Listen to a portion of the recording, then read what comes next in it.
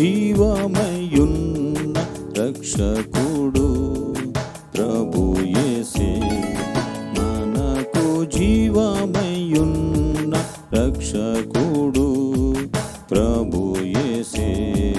దేవుని దీవెనలు పొంద, దేవుని దీవెనలు పొంద యవ్వనులారా యేసుని సన్నిధికి రండి. యవ్వనులారా యేసుని సన్నిధికి రండి. దైవ కుమారుడు పవన క్రీస్తుని జీవము పొందినాడు ఓడి.